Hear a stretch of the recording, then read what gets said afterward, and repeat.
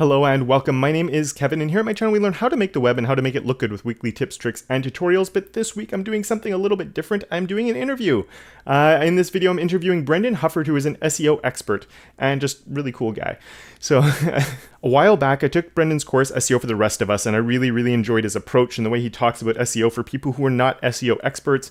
And then since then he's started a free 30-day challenge as well as his own YouTube channel, and I wanted to interview him because I really like his approach to SEO for the rest of us. It's not this look at SEO from an expert's point of view. It's SEO for people who don't know SEO, which is really cool. So in this interview, we talk about different tools we can use, mostly talking about why you should probably be using free ones unless you're actually a professional SEO person. We also look at just how code quality affects things like page speed, the type of content you might want to be creating, how often you need to be making content for SEO purposes, and why are we bothering with SEO? Like, what's the purpose of trying to get people on your site? During the interview, he does talk about quite a few people, so I've tried to put those links down in the description below. I think I got them all, as well as just links to all of Brendan's stuff and what he's up to these days.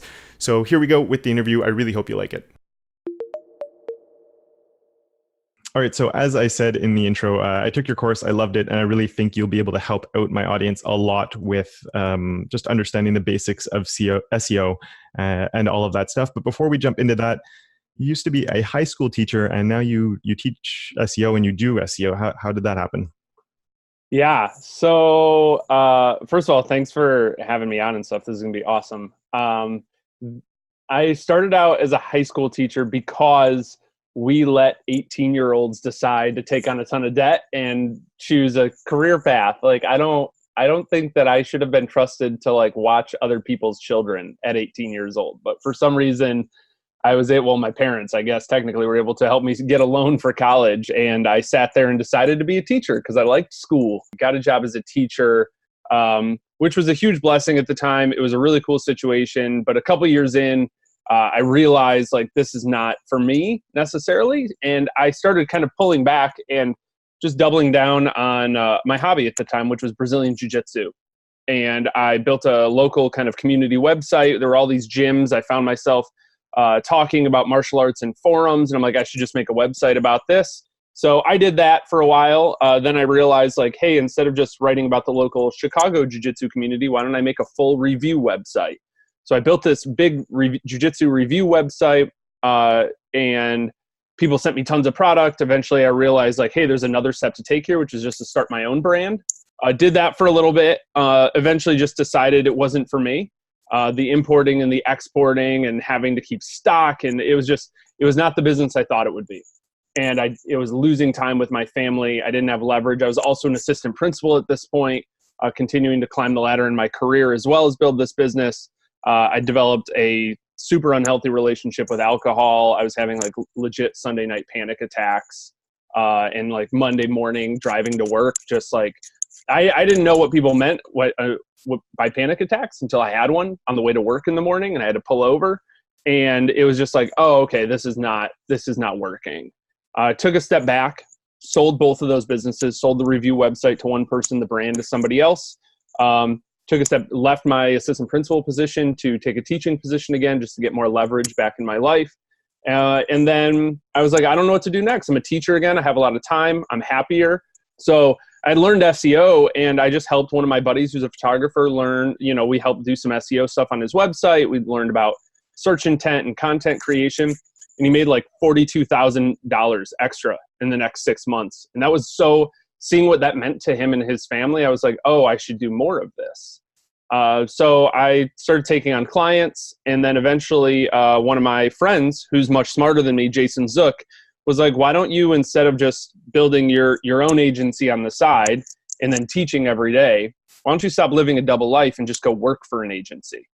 And I was well, that makes sense. So I started looking at SEO positions, and I got offered a position as the SEO director at Click Studios in Chicago, which is where I work now.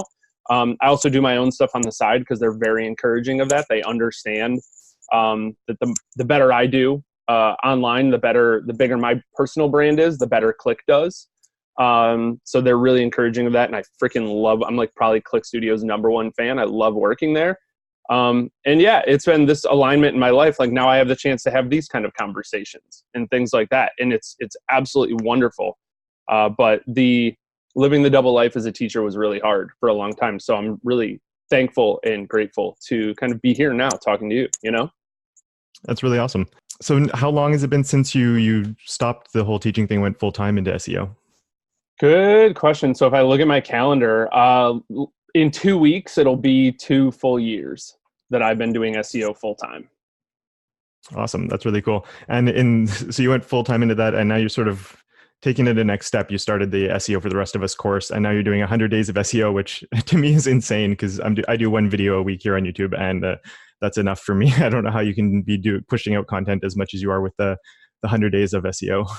I'm the kind of guy, here's the best analogy. I'm the kind of guy that literally will fill his cup all the way to the top. I don't know why. I'm just like, there's more room in the cup. I got to fill it up. So some of it comes from like a place of abundance of just like, I just want to make and I want to create. I was so, and still am so incensed at the awful SEO advice that's getting pushed out by so many YouTube channels. Where they have like it's worked, like Neil Patel has only ever been successful with neilpatel.com. Income School has been successful with like their photography website and then like a website about campers. And they use these things to then pontificate. Whereas I've worked with 50 plus clients, right? In all these different industries at all different levels, local to like global and all of this different stuff. And it's like, you guys you're pontificating about things and you're saying these are true in fact, and you're not able to see the whole scheme of things because you don't have that kind of experience. And here I am, a teacher, like I want to share that. My way of combating, instead of just ranting about it, is by making. So I was like, well, what if I in a very Steve Martin, Cal Newport kind of way, what if I was just so good that nobody could ignore me, right? What if I just put out such a prolific amount of content in the next 6 months? What if I made 100 videos, 100 blog posts, and 100 podcast episodes? That would be hard to ignore by the end of it. And it would also create a very good like body of work to refer back to. And I think what you said with the misinformation goes into one of the questions I wanted to ask, that just there's so much with SEO and just misconceptions. And I think part of it is just really old advice because the game has changed so much over the years, and it's a little bit like with what I do with web development is there's tutorials that are 10 years old that are still there that maybe aren't the best advice anymore. And then there's just other people who are putting out pure misinformation. So for people like us, it can be really confusing on how do we know what to do. So just, is there any like one or two major misconceptions that you'd like to sort of like bring up, or something that like if someone's new to SEO, like this is something that's either you see everywhere that's too old that you shouldn't pay attention to anymore, or that just is bad information? Well, I think the first thing is I would want to tell people like it's okay to be confused by this, because this is it is the thing that is hardest to learn, because most of when we want to learn something, we Google it. But by nature of the work of SEO, you cannot learn it by Googling it, because the things that rank the best for backlinks, learn SEO, all these other things, you have to realize that's a bunch of people who are good at this. Just to be blunt, it's just like a pissing contest between other SEOs to see who can rank for this stuff as a point of pride. Well, I rank number 1 for backlinks, so I'm clearly the smartest SEO. Cool. Do you rank do you have clients that rank number 1 for like blue running shoes, right? All of a sudden, like these real business searches come in and they're like, yeah, I don't know. Make a blog and make good content. Like all of a sudden they just revert back to this like very generic advice because they don't know, they've never done it. So I think that's the number one thing. The number one misconception is that having a successful SEO blog makes you good at SEO. It doesn't. It absolutely doesn't. So I think the number one biggest misconception is following like the gurus. And even don't listen to me. Follow a couple people and see like what works. And also find people who are willing to like cite their sources. Look at people who have friends and like who other smart people recommend. Because you're not going to learn SEO by going in a Facebook group and being like, who is the best websites to learn SEO from? Because most people will say the gurus' names. And then you ask them like, hey, what have you learned from them and implemented? Oh, just a lot of great stuff. Just because they've never actually read the content. They've never, it's a very frustrating thing. So I think number one is what I look for is, have people had success in multiple areas? Are they writing about their successes, or are they just putting out guides that are hard to prove right or wrong because they're just filled with general best practices. I think so. That's at like a very like strategic level, right? The top is like figure out who to follow based on like who's showing they're actually doing it. Like I think the smartest person right now, there's a couple smart people. Glenn Alsip, who's like an SEO OG. He had a website called viperchill.com. He now mostly writes at detailed.com. Probably one of the smartest SEO people, has not only stayed relevant, but does a tremendous amount of client work, talks about that client work. So I think that Glenn's one of the smartest people to follow. Also, Ryan Stewart, from an agency. He had an agency called Webris, but now is at From the Future. They were acquired. So just go on YouTube, watch Ryan Stewart's videos. You can tell within 30 seconds that Ryan Stewart has forgotten more about SEO than you'll ever know. So I think that's really helpful. Like, look at those people actually doing the work. On a more tactical level, two of the biggest misconceptions, I always call these like the myths of SEO. And I think the two biggest ones are that you have to write a lot. Like Google's primarily a word search engine right now. So it's primarily a word search engine. So a lot of people think they have to write a lot. You don't. I have a website called photomba.net. That website, I think, has like 10 or 11 articles on it. And I've made like mid 5 figures with that website, both getting clients, but also selling courses and things like that. Has a 2,000 person email list. I just update the articles every 6 months or every year or so, and it continues to get traction. So I think it's not about writing a ton of stuff. You also don't have to write. The second kind of myth is like, I'm going to have to write really well. I'm going to have to be this amazing writer. I have to be Ryan Holiday or James Clear or I don't know. Have you ever read, Kevin, have you ever read Wait But Why, Tim Urban's website? No. Do you have a spare 4 hours today? Because that's about what it's going to take up. Tim like publishes like 4 times a year, and the articles are always the most like his article about picking a career that fits you. That we should just fire every high school guidance counselor from now on and just have the kids read that article and discuss it for a week. Like, it's insane. He has like analogies and graphics, and they're like small books. Like, they're like 85,000 word articles, and they're so good, and there's a narrative, and it's just like reading a really good book. You don't have to publish a lot, and they don't have to be like the most epically written posts all the time. Even though I gave those examples, like, you just have to write how you speak, not write the way that I used to grade high school papers with like my red marker and this is a preposition. Like, no, nobody cares. The thing is, when you're reading online, you just are reading how people speak. And if you can speak really well, or just speak in a way that communicates effectively what you're learning or what you know, your expertise, you can write for the internet. It's not that hard. I think other than that, you don't have to write a lot, and you don't have to be the best writer in the world. You just have to start publishing. And I think that's the biggest thing. There's very few ways to get better at writing than writing. So I would encourage people, whether you're making videos or writing or whatever it is, like, you have to make the thing, and you will get better over time. Oh, for sure. Yeah. I think, just by doing the act of writing, or even like if I look back at my first YouTube videos, they were terrible. And so just the act of doing it is going to make you better at it for sure.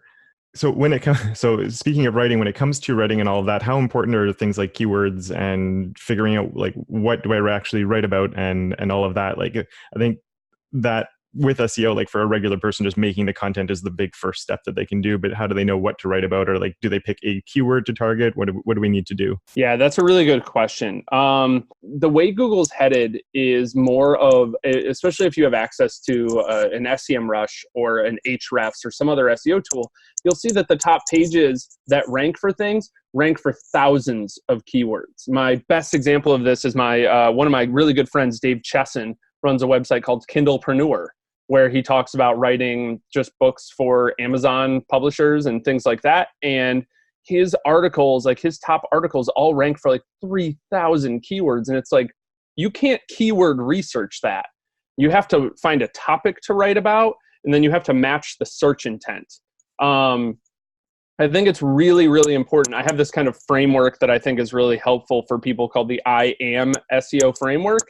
The I is intent, A is asset, the M is medium. So figuring out what the actual intent of a keyword search is. Like, a lot of people talk about this incorrectly, and they're like, is it buyer intent or informational intent? Well, informational intent makes it seem like as long as I give them the information, I've matched the intent. But you really haven't. There's like 3 or 4 things within informational intent. So really looking at the intent and building that out to like whatever level of awareness they're at. And then going from intent, you're building this asset, you're creating this article, or even this video. YouTube is a search engine as well. Same thing with Pinterest. So I think a lot of these principles apply to Google, YouTube, and Pinterest. And then figuring out the medium, like figuring the M and IM is medium, like figuring out where are you putting it? Are you putting it on YouTube or Pinterest or on your website? And how does that work? So I think like really looking at it from a topical standpoint and understanding the intent behind it is the real key to ranking better. That's the key to getting people engaged, the key to creating content that converts. John Henry Shirk, who's another really smart SEO guy that you should probably follow on Twitter, posts really not a lot, but posts really insightful stuff quite often. And John Henry was talking about the other day, he said his new tagline should be, I build pipeline, not page views. Like he's building a pipeline of leads and a pipeline of demos and sales, not just stacking up page views that don't convert. So you want to write about something that's going to actually drive business for you or actually have some sort of end game, like to build subscribers that then build the business. And I think the best way to do that is to match the intent.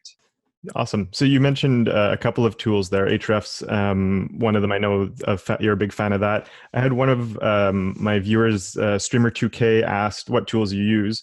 And also you can list those ones out, but if you have any suggestions for free ones, just for people that might be starting out and can't afford the big boys just yet. Yeah. I mean, I couldn't afford Ahrefs for a long time. I mean, I think like if you're going to do SEO work, if you're not doing it, get educated, get a list of things, and then get their $7 for 7-day trial. Do all of it. Like if you only have your one website, pay $7, use the heck out of their tool for 7 days, and then you're good. That's all you need. If you go in there with a plan, you watch their videos, you know what you're going to do in the next 7 days, you're good. If you have client work, like if you're getting clients that are paying you $500 to $10,000 a month and you can't afford a $100 a month SEO tool, like we should probably talk about what are you doing? Right. Like you need, so I think that changes things. But for most people, yeah, you don't need it. I think, well, here, I don't want to poo-poo the question, but I think it's the wrong question.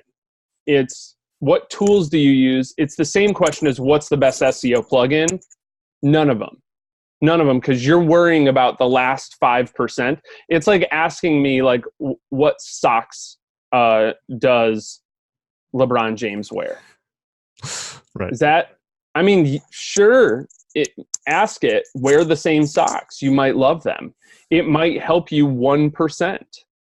But, like, there's better questions to ask. So, tools, I use like Screaming Frog and Ahrefs and SEMrush because I like the visuals better to show clients than that. I use a lot of Google Data Studio. We build out custom reports for our clients. So we use a lot of tools in there. I'm probably even forgetting some.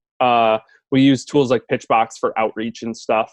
So things like that are really helpful. But unfortunately, we're going to use Drift soon. It's not really an SEO tool, but like I want to convert the traffic that we get. So yeah, I think the tools question is good. I also like if you like free tools and you just want ideas. I do a lot of topical research, not using any paid tools. So a lot of topical research using Quora and Answer the Public and Keywords Everywhere, which I think is great. You can also use the free Moz, like make a free account on Moz, use the Moz bar, the Chrome extension. I think it might also be on Firefox, but use that and see what pages have like a high domain authority and things like that. What are they writing about? What are they doing really well? So I think things like that can be helpful with the free tools. But again, I think it's assuming the tool will do it for you. Almost 100% of people I know that have bought Ahrefs quit after the first month because they're like, it's too much. Well, no, it's not too much. You just thought it was going to do it for you. You thought you were going to hit like bleep, bloop, bloop. Here's the article to write. And here's the words. Like, no, like tools that do that, like Market Muse, using AI and machine learning, those tools are like $1,000 a month if you wanted to do it for you. So if you want to do the work yourself, there's definitely free options that I would argue would get you 80% of the way there. Awesome. And yeah, I guess that covers sort of the idea that you were just mentioning of finding the search intent. So you can use something like Quora to see what are people actually searching for, and then use that to sort of base your ideas on for what you might be writing your articles about. Yeah, and have you Googled the thing you're actually trying to write about? Google a bunch of variations of it. And when you see the same two articles ranking for all the different variations that your brain can think of, oh, all right, there's something magical about these few articles. Let me reverse engineer what's going on there. What kind of titles do they have? What type of content? Is it long form, short form? What are the topics they talk about in these different things? All of a sudden, then we can see what's ranking and what's doing well, and we can reverse engineer that. A good example I'll give is I wrote, well, I didn't write, my team wrote an article about digital marketing skills. And it was a documentary, pretty much 6,000 word epic post. So we did all of the things the gurus tell you to do, right? Super long form, included all of this other stuff. And it was all talking about how we at Click Studios, we teach a class at the University of Chicago about digital marketing. When we put that out, and I was like, well, this should rank for digital marketing skills. And if you Google, I was stupid, I didn't Google it first. If you Google digital marketing skills, everybody should go do this right now. It's hilarious. The whole first page is 7 digital marketing skills you should master, top 10 digital marketing skills, 11 digital marketing skills, 17, like they're all listicles, the whole first page. And I'm like, oh, when people Google digital marketing skills, they don't want this behemoth where we're talking about Google Analytics for 700 words. They don't want that. They just want a list.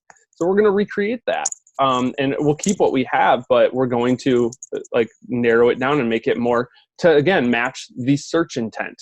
These people are problem aware. They know they need digital marketing skills. They don't, well, I take that back. They're more solution aware. They know that there is a solution to their problem. They know they need something in their life. They know digital marketing skills are the answer to that. They're just trying to figure out what are those to learn. And they just want a quick list. They don't need you. They don't want me to actually explain all of them in depth. So I think, yeah, like you said, matching that intent. And the best way to figure out the intent is by just freaking Googling the thing that you want to write about. Once you get a little bit past the intent is through the SEO for the Rest of Us course, but also your 30-day challenge, which I've been very much struggling to keep up with. But in your challenge, you mentioned how important making friends is for SEO. And I just want to know, why would that have any impact on SEO whatsoever? It's a good question. So if anybody wanted to take the SEO challenge, people can find that at 100daysofseo.com. It's literally the main call to action on the homepage. And there's like a dedicated page for it as well. But yeah, I think the idea with making friends is just like, this is the long game play. Like I should probably get you numbers on this, but I wonder how many times like I've linked to Jason Zook and the Wandering Aimfully website. Like, I wonder how many times I've done that. I wonder how many times I've done that in my guest posts. Because like I just value him so much, him and Carol, so much that I want to link to them. I reverse engineered. I looked at Pat Flynn's website, smartpassiveincome.com. I looked at the websites he links to the most. It is literally a list of his closest friends. And I don't think that it's because he's doing it intentionally. I think it's just what makes sense. He interviews them the most on his podcast. He writes about them the most. They do the most guest posts for him. Like those are just people that are friends, and they've become friends with him in all sorts of different ways. Amy Porterfield is in one of his mastermind groups. Chris Ducker is one of his best friends. Internet Business Mastery was like one of the first places Pat learned about online marketing. So of course he's going to continue to link to them forever. Like it's just all about making friends. And I think when you do any sort of email outreach or any sort of like sharing of your content, it should be friends first. People ask me a lot when I started my podcast, like, how'd you get a bunch of big name people on your podcast right away? I'm like, I just figured out what they wanted. Are they promoting a book? Do they want to grow their Instagram following? Do they like? And then I just made it all about them because that's how it should be. That's the email I would want to get. Hey, Brendan, I noticed you have this course. I'd love to promote you to my audience. Would you come on my podcast? Like things like that. Like I'll answer that email every day. I'm not, I'm not cool enough to get that many emails. Let's be honest. I'm not trying to cool guy you here like I get 1,000 emails a day or anything. But I think when you just try to make friends first, like that's a long game play. And I think that's what matters more than like anything else. Awesome. So you did mention with part of that is then you start getting a lot of links to your site. How important are getting backlinks or links from other people's websites to your own in building up getting your SEO to be better? Yeah. So the best way to increase rank in Google is to we have to build the house from the foundation up. We can't like look at links and then figure out the content later. The foundation of a house is always the intent, right? Have I matched the intent of this? And then like I always think about the 2x4s and the whatever else, the screws. I clearly don't know anything about construction, so I should find a new analogy. That's the like actual article. So I figured out the intent, I've written the article, but then all of the stuff that makes a house, and really what gets you rankings in Google is going to be links from other websites. It has the highest correlation. Ahrefs did some really cool studies on this, but the correlation matters so much more than like what you put in your title tag and what you're making the little light green and whatever your SEO plugin is. That stuff matters literally like 5% correlation to ranking versus links pointing to the main website and pointing to that page is like 40% correlation. So the links matter more than anything. And the best way to get links long-term is just, like I said, to make friends. Like think about it. If you put together a page of links of everything I mentioned in this show, sure, there's tools and stuff mixed in there, but like, and it's kind of meta because we're talking about link building, but like I talk about my friends all the time on podcasts. They get every podcast I do. There's probably like a bunch of my friends get links from that, just from being my friends. The same happens the other way around. So I think that, yeah, it's one of the core pieces of link building is just making friends and being, I know this sounds silly, being somebody, again, like to go back to the content, creating something worth linking to. We can all have the insecurities, and we just to kind of do a little bit of a callback, like, putting out things that we're not super proud of or putting out things we don't think are the best. In YouTube, you can't really change that later. Maybe you can change the title and the thumbnail. But with an article, like you can update that forever, and you should. Google loves fresh content, and they love updated content. So I think just really, even if you're not proud of it today, like publishing it and then continuing to update it and then sharing it with people and making sure it's something like worth linking to. Something that when they read it, they're like, huh, like I've read 1,000 blog posts on this topic, and this is the first one that I've ever heard this from, and it's interesting. You know what I mean? Like that all of a sudden lives in their mind somewhere. And I think that's really important as well. To switch the subject a little bit, a lot of my viewers are curious, since they are coming from sort of a dev background a little bit. And you sort of hinted at it a little bit, maybe with the tools. I know in WordPress and that you can get the SEO tools that maybe aren't the most impactful. Just when it comes to code quality, like using semantic HTML and making sure that the code is good quality, or using your H1s or H2s, all of that stuff, how big of an impact does that actually have? Yeah, I mean, I think the goals of, I always think about it in terms of accessibility as well. Like if I'm making something that's really accessible, it's also good for SEO. Like literally, I sat down with our accessibility lead. We're one of the, I would want to say one of the only, maybe one of the few design agencies that employs somebody only for accessibility. Our accessibility lead, Fen Slattery, and I sat down and we looked at like, hey, here's the things we need for accessibility. And I was like, cool, here's the things we need for SEO. And we saw this like, oh, like they all line up. So I always think about it in terms of that. Like if it's completely accessible and we have the right like header hierarchy and everything, that's going to matter the most. Obviously, when you're custom developing websites, the code can get messy depending on what the client wants and how complicated and all of the integrations. We needed to integrate with HubSpot, but also this other thing, but also 6 things. And it's like, I don't know. Most of the stuff that's good for SEO is, yeah, it's having clean code, but it's also just having something that's easy to crawl, right? If your pages are inaccessible, or you're building them really deep, you just have poor site architecture. I know I'm speaking in general terms, but those are the things that matter the most.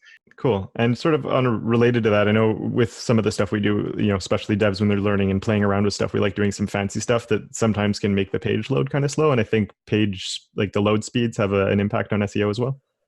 Yeah, I apologize for not talking. I mean, that's like really the core of it. Like your website needs to be super fast, like as close to instantaneous as possible, always. I mean, you've done it. Like, how many times have you been like on your phone and you're not on Wi-Fi and you're loading a web page and it's like 1, 2, 3, I hate you, goodbye. Like that's it. That's what you had. And then I'm back to Google, and Google sees that pogo stick. They know you left and then came right back. And that hurts your rankings really bad. The click-through rate in Google is really, like, I think it's something that really drives rank. I've seen some SEOs manipulate it really well, using bots and even using people, finding hacks, writing about like, oh, I did this thing to increase my rank, and then people go Google it and then click on the website, and it just creates this perpetual cycle of everybody's Googling it and then clicking the link because they have like a viral video about it. So there's a lot of like weird stuff. My point is the click-through is great, but when they see you come back, it's actually worse. It would have been better if nobody clicked on it. So yeah, the loading speed matters tremendously, and you have to look at your Google Analytics as well, and figure out like, should I prioritize mobile? Should I prioritize desktop? Where's most of the traffic coming in for myself or this client or whatever? Yeah, getting in the analytics is extremely helpful. I have it like I'm putting together a lot of stuff on that because I think, unfortunately, despite being really technically apt, in two different skill sets, often like designers and developers don't get in there much, and they start working, and it's like, no, wait. Like if they have a current website, like we need to look at like what it's doing and where people are coming in from and what's the geo and the demo and all of these different things. There's so much good data in there that can be helpful. Really cool. Thank you so much. I think that sort of wraps up most of what I wanted to go over. Just looking really quickly if I missed anything, but I think we're good. So first off, I just want to say thank you so much for taking the time. It took a lot of your time there. So I really, really appreciate you coming on for this long to talk about this. And of course, how can, let me know everything, or let my followers know everything you're up to and how they can follow you and how they can join whatever you're up to and all of that? What would be best here would definitely be just to check out the 100 Days of SEO. Watch the videos that I'm putting out on my YouTube channel. If you just go on YouTube and you put Brendan Hufford in there, I like to pretend that if you Google me, I come up first because I'm good at SEO. Not true, just have a really unique name. There's no really other Brendan Huffords, except for the Brendan Hufford on Instagram that stole it, and I have to be the Brendan Hufford on Instagram. But yeah, since you're watching this video, just go check out the other videos. You're already somebody that wants to learn via video. There's a really cool 100, if you just type in 100 days of SEO, either write it out or just use the number. I don't know why you'd write it out, but just use the number 100 days of SEO.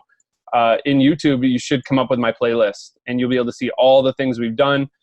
We have some shorter stuff in there, just 2-minute Tuesdays that are really short, punchy tips. Every single week I do an SEO Mashup Monday, which is just like a 60-second news show covering some really good content or updates of what's happening in search. So for instance, I just put one out 2 days ago about the big core algorithm update that Google's released, and everybody's claiming to be an expert on, hey, have you lost traffic? Hire me to be a consultant. It's like, nobody knows what happened. Like, how are you going to consult on this? So silly. But yeah, I think it's entertaining. Like if you enjoy this interview, you'll enjoy the videos. So check out 100 Days of SEO on YouTube. Awesome. Thank you so much for all that. Thanks for having me, man. I appreciate it. It was awesome. A really big thank you to Brendan for his time in committing so we could do this interview. I really had a lot of fun with it. And yeah, just thanks a lot, Brendan. So if you want to follow him, and I really would recommend you do, there's tons of content on his YouTube page right now that's just packed full of stuff. You can go and binge watch. The links to everything are down below. If you like this interview and you'd like to see me do more interviews, please let me know. And if you have any recommendations, either on who you'd like me to interview or on what topic you'd like me to interview someone on, I'd gladly take those. Like, go ahead, leave comments down below and let me know anything like that. If there's some really cool people that you just think would be a perfect interview that sort of are a little bit out of the scope of what I normally cover on this channel, that would be really cool. I'm not going to be doing tons of interviews here, but every now and then I think it is fun to do something like that and get to know other people and sort of talk about things that maybe I don't know as much about, that other people are, super knowledgeable about. So any ideas like that, please leave a comment down below. I just want to say thank you for watching this. A really big thank you to my patrons for helping support everything I do here on this channel. Really, really appreciate everything that helps me keep going with everything I do here. That is it for this week. So until next week, don't forget to make your corner of the internet just a little bit more awesome.